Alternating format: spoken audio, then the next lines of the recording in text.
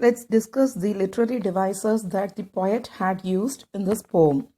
And last week I just gave the explanation of literary devices. One more time I will just repeat that any technique or any device or any method that is used to help the author achieve his or her purpose, that we call it as a literary device. One more time I will just repeat any technique that is used by the author to achieve his or her purpose is called a literary device. And let's see one by one.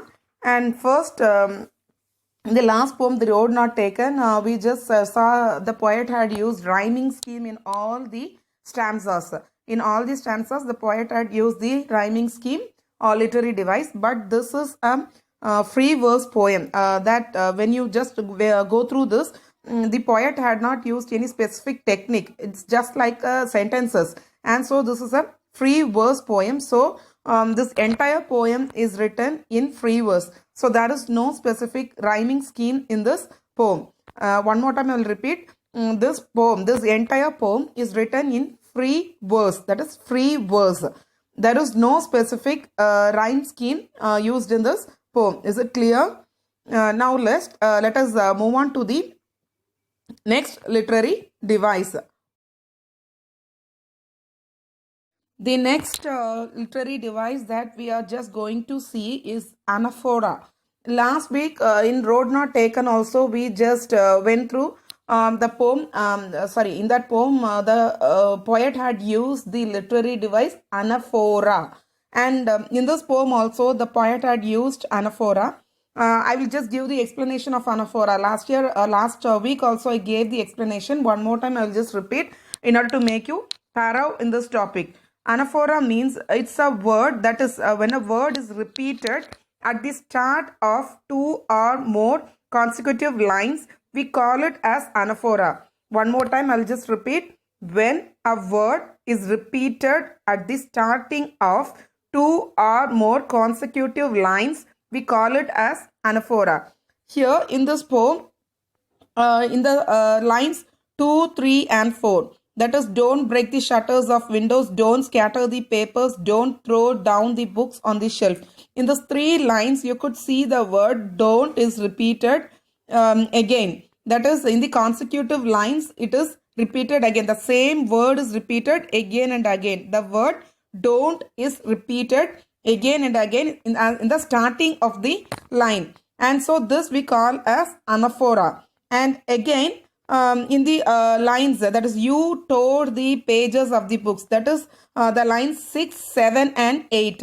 In the lines 6, 7 and 8, you can just see, you tore the pages of the books, you brought rain again, you are very clever at poking fun at weaklings. In those three lines, you could see the word you is repeated again. That is, it is the word you is used to help. Sorry, it is the beginning. There is a starting of the line is the word you is given again and again. It is repeated. So this also we can say as an example for anaphora. So once again, I will just repeat. Anaphora is a literary device. That is, when a word is repeated at the starting of two or more consecutive lines, we call it as an anaphora. Here the words don't and you are repeated in the starting of the lines, and so here they have used the literary device anaphora. This week, let us see one more new literary device, that is personification. I'll just repeat it, personification. And the technique personification means that is assigning human qualities or human attribute or human characteristics to an idea or an animal or to anything. Just comparing the human qualities or human characteristics, just assigning, just giving the human characteristics to any other idea or maybe an animal or maybe anything, that we call it as personification. Again, I'll say personification. And last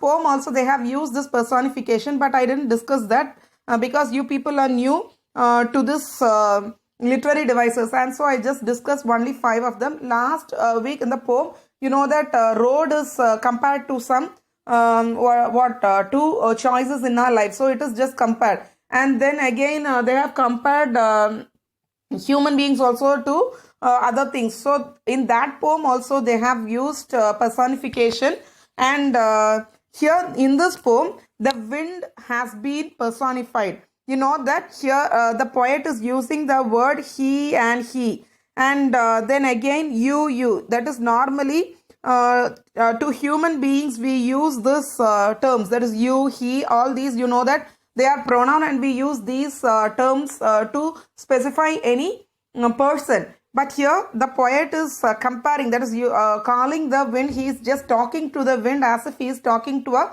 person. So here they have used the literary device personification, and here the wind has been personified. Is it clear? Okay, next let's move on to the next literary device the poet had used in the poem, that is repetition. That is repetition. Here in this poem you could see the word crumbling is repeated again and again and again. Crumbling doors, crumbling rafters, crumbling wood, crumbling bodies, crumbling lives, crumbling hearts. So here the poem, in this poem the poet had used the literary device repetition by repeating the word crumbling again and again so many times. Here the poet wants to say that the wind crushes everything that is weak. So here the literary device repetition is used, and the word that is repeated is crumbling. And so here the it's a general meaning repetition. You know, one thing, suppose we are repeating again and again, we'll just use this word repetition. So that's the literary device. The meaning is also very simple. And here the word crumbling is repeated again and again to insist the force or the wind, how it's just crushing everything. So here the literary device repetition is used. Okay. Okay, now let's move on to the next literary device, that is alliteration. Alliteration means using the say words that have the same sound at the beginning. Using words that have the same sound at the beginning, that we call as alliteration. Here in the sentence, that is the wind guard winnows and crushes them all. Here you can see that wind and winnows, these two words have the same consonant sound v, and so that we can say it as alliteration. And then again in the next sentence, won't and what, there also the same consonant sound v have been used. So here what literary device alliteration had been used by the poet. The next and the last literary device that is used in this poem is symbolism. That is symbolism. That is symbolizing some thing to another. That we call as symbolism. Symbolism means that the thing refers to some other thing. And here the total poem, we can say that the wind is used here as a symbol. It refers to the challenges in life. The poet is using wind as a symbol for the adversities or the problems or the challenges that we face in our life. So here the literary device symbolism is used. So that's all about the literary device that is used in this poem by the poet. And one more time I'll just go through that. That is first one is rhyming scheme. Here they haven't used any rhyme scheme. This poem is an free verse poem, and so they haven't used any rhyming scheme. And next one is anaphora. Anaphora, that the repeating the same word in the starting of 2 or more consecutive lines. Here that words don't and you and you, they have repeated in the starting of consecutive lines. So here they have used the literary device anaphora. Next one is personification.